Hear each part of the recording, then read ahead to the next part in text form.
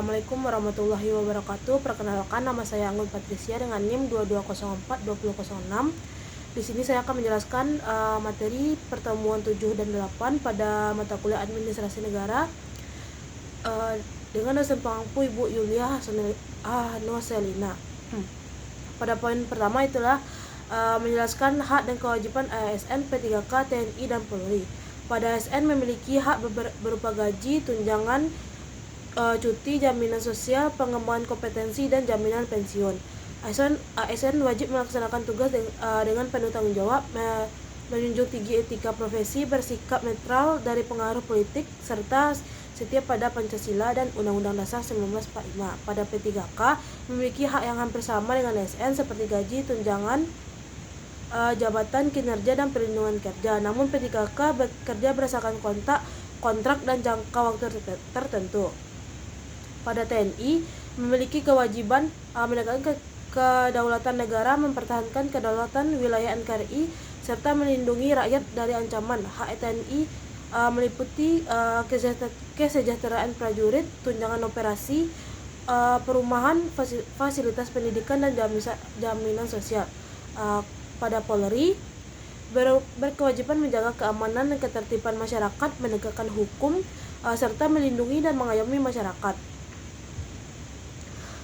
Hak anggota Polri mencakup gaji, tunjangan jabatan, fasilitas kesehatan, rumah dinas, dan kendaraan operasional. Selanjutnya, poin kedua menjelaskan jenis jabatan struktural ASN, struktural dan fungsional pada ASN, P3K, TNI, dan Polri. Pada jabatan struktural adalah jabatan pimpinan yang secara jelas terdapat dalam struktur organisasi. ASN dan P3K menempati jabatan struktural seperti kepala dinas, kepala bidang, atau kepala bagian yang berperan dalam pengambilan keputusan dan manajemen instansi. Pada jabatan fungsional adalah jabatan yang menitikberatkan pada keahlian tertentu. ASN dapat menjadi guru, auditor, perencana, analisis kebijakan. Pada P3K juga dapat mengisi jabatan fungsional dan pimpinan tinggi sesuai PP nomor 38 tahun 2020. Pada TNI jabatan struktural meliputi komando satuan, kepala staf, kepala dinas, sedangkan jabatan fungsional mencakup analisis militer, dosen, dan penyidik. Sedangkan Polri jabatan struktural diisi oleh pejabat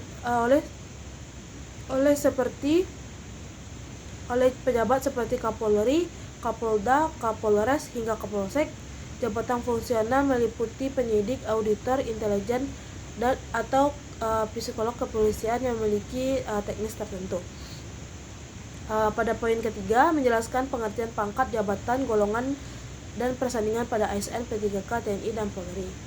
Pangkat menunjukkan kedudukan seseorang dalam hierarki kepegawaian dan menjadi dasar penentuan gaji pokok. Jabatan adalah kedudukan yang menampung tugas, tanggung jawab, dan wewenang tertentu. Golongan mencerminkan kompetensi, kualifikasi pendidikan. Pada ASN terdapat golongan 1, golongan 2, golongan 3, dan golongan 4 yang disesuaikan pada tingkat pendidikan. Pangkat dan golongan menentukan jabatan yang dapat diemban. Pada P3K memiliki sistem pangkat dan golongan yang mengacu pada tingkat pendidikan dan masa kerja dari golongan 1 sampai 17. Pada TNI pangkat terbagi menjadi 3 golongan besar, yaitu perwira, bintara, dan tamtama. Sementara Polri juga memiliki pembagian serupa tamtama, bintara, dan perwira. Pangkat menunjukkan posisi dengan tanggung jawab. Misal Kapolsek dijabat oleh perwira pertama seperti AKP atau IPTU. Menjelaskan sistem penggajian, tunjangan, serta fasilitas lainnya pada ASN, P3K, TNI, dan Polri. ASN memperoleh gaji pokok berdasarkan golongan dan masa kerja, serta tunjangan seperti jabatan, kinerja, profesi, dan kemahalan. ASN juga mendapat fasilitas berupa jaminan pensiun, asuransi kesehatan, rumah dinas, dan kendaraan dinas, bagi jabatan tertentu. Pada P3K memperoleh gaji berdasarkan golongan dan masa kerja sesuai Perpres nomor 98 tahun 2020. Mereka juga menerima tunjangan keluarga, jabatan kinerja, dan tunjangan hari raya. Pada TNI menerima gaji pokok berdasarkan pangkat serta berbagai tunjangan seperti kinerja, tunjangan pangan, tunjangan jabatan, tunjangan operasi, dan tunjangan khusus bagi Babinsa. Selain itu, TNI mendapat fasilitas rumah, kendaraan dinas, dan pendidikan anak. Pada Polri mendapatkan gaji pokok, tunjangan kinerja, tunjangan keluarga, tunjangan pangan, dan tunjangan jabatan. Selain itu, anggota Polri mendapatkan tunjangan lauk pauk, gaji ke-13, fasilitas rumah dinas, dan kendaraan operasional sesuai tugas. Menjelaskan penempatan dalam jabatan dan disiplin ASN, P3K, TNI, dan Polri.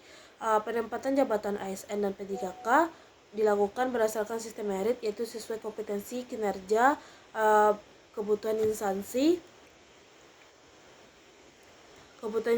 Proses ini bertujuan untuk menempatkan orang-orang yang tepat di posisi yang sesuai. TNI dan Polri memiliki sistem penempatan berbasis hierarki komando dan kebutuhan organisasi.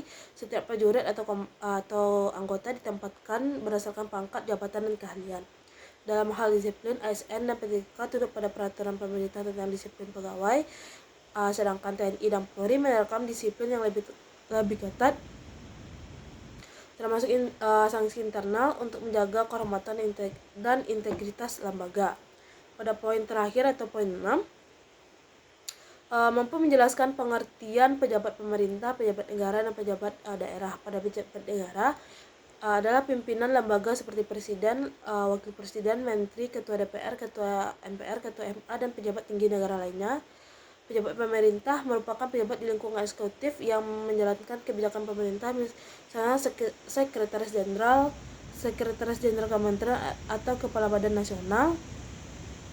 Pejabat daerah adalah kepala daerah yang berpangkat seperti gubernur, bupati, wali kota, serta kepala dinas dan kepala bidang menjalankan pemerintah di wilayah otonom. Ketiga memiliki peran penting dalam menjalankan sistem pemerintahan Indonesia secara terkoordinasi antara pusat dan daerah. Sekian dari saya. Assalamualaikum warahmatullahi wabarakatuh.